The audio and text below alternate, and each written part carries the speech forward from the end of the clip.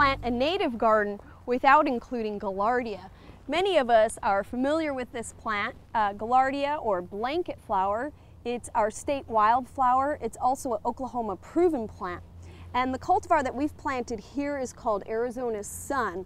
This selection is very popular for its compact form, is very dense flowering, and for the attractive coloration of the flowers.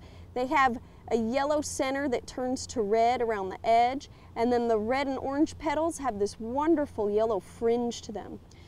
Arizona Sun blooms slightly earlier than many of the other gallardia. This is a perennial form, and it'll bloom all summer long and well into the fall. It's really just a strong, prolific bloomer, and of course, like the other gallardia, it's very drought tolerant.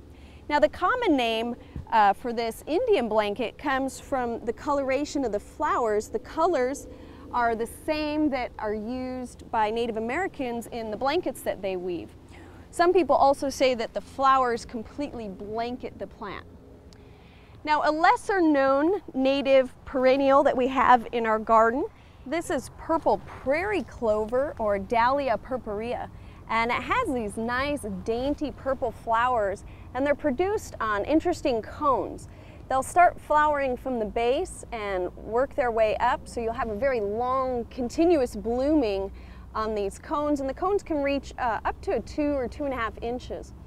The flowers are very attractive to butterflies, and the plant is a host to the dog-faced butterfly, which is a dainty yellow member of the sulfur family. The flowers sit on top of sort of wiry stems, and the stems are covered with a very delicate, fine foliage.